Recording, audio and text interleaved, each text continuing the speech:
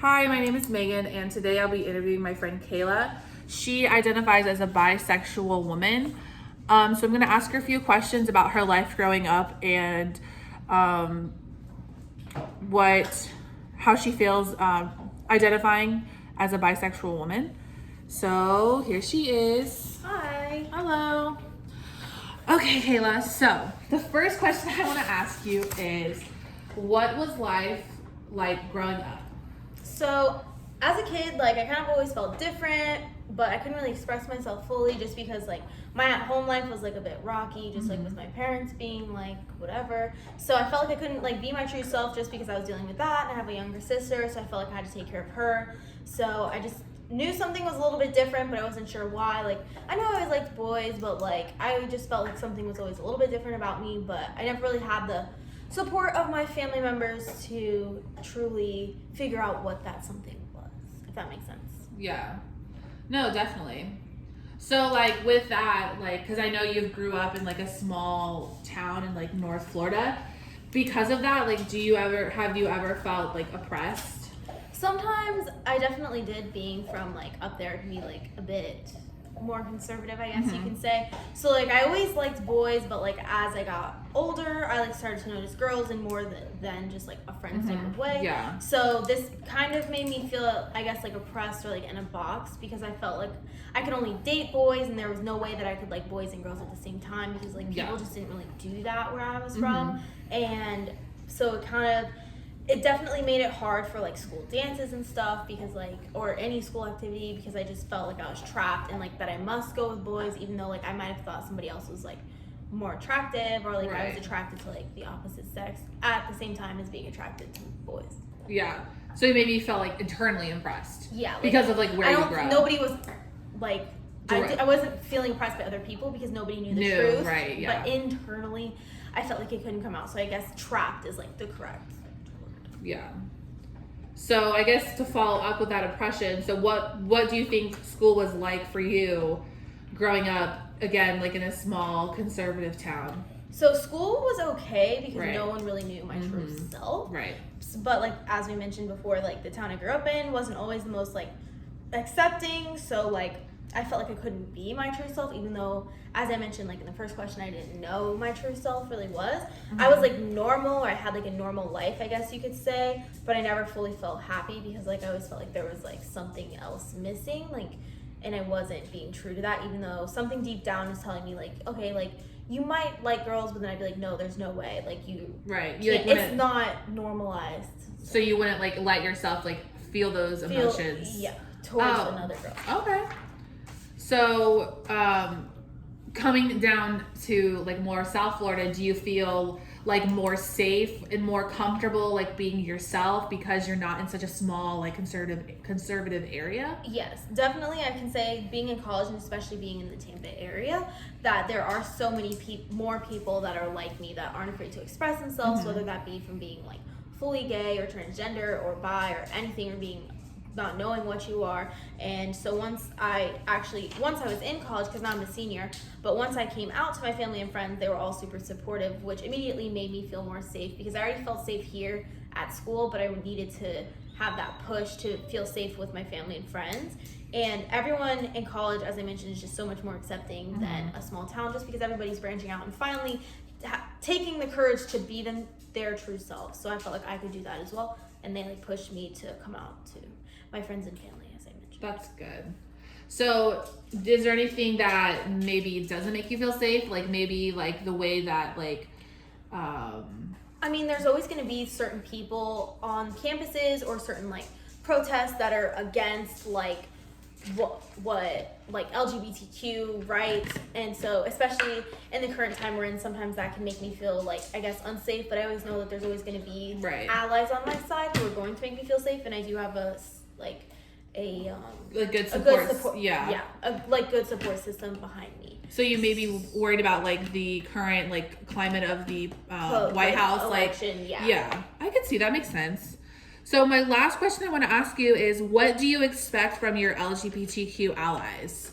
So I expect equality, because I don't quite fit into one category. So I feel like if I don't say that I'm gay or not, that maybe being bi is a little bit more difficult to categorize. Right. And I just want people to fight for me the way that I would fight for them.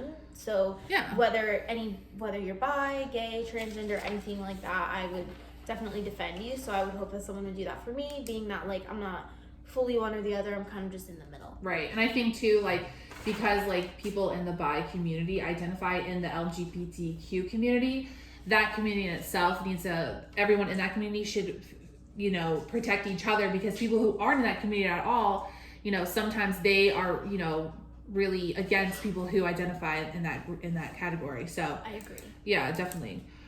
So, well, I really appreciate you talking to me today about, you know, like you being bi and stuff. And, you know, I think it really put a lot of insight into, you know, the bi community, just because I don't really think it's something that people talk about as often as like being gay or lesbian. Yeah. But yeah, no, I really do appreciate it.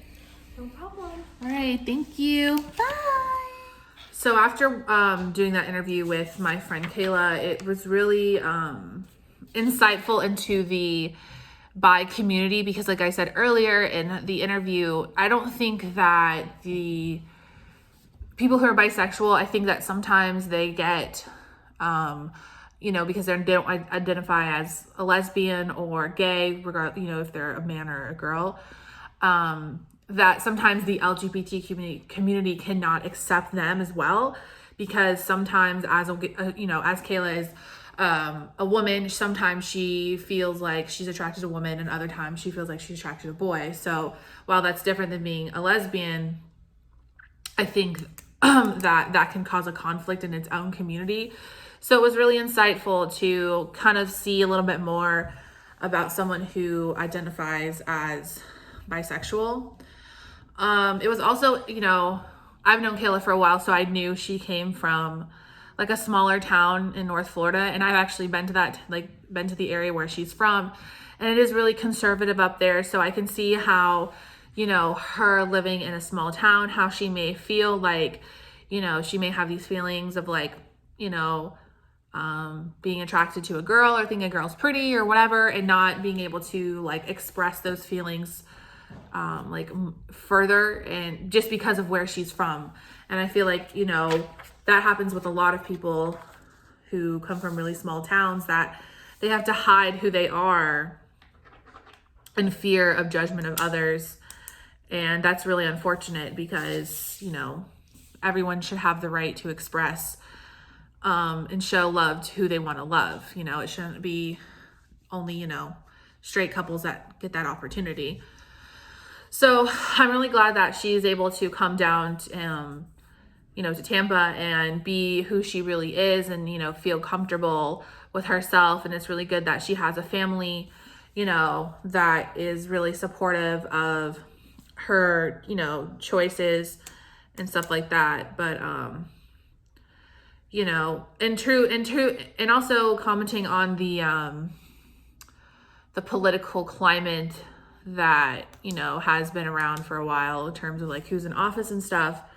I think that, you know, with being as Kayla identifying in that community, I think that that's another, you know, as she mentioned before, something that may not make her feel safe, just because there is people who, you know, are so against, you know,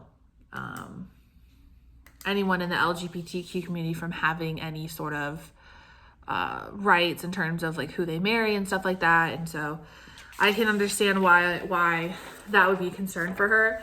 And I hope that moving forward in our country that we're able to, you know, progress as a nation, and having, you know, everyone, while gay people can marry now, I feel like it's not just about people being able to marry whoever they want, but other people understanding that, one, it's none of their business who other people marry, but two, to respect other people.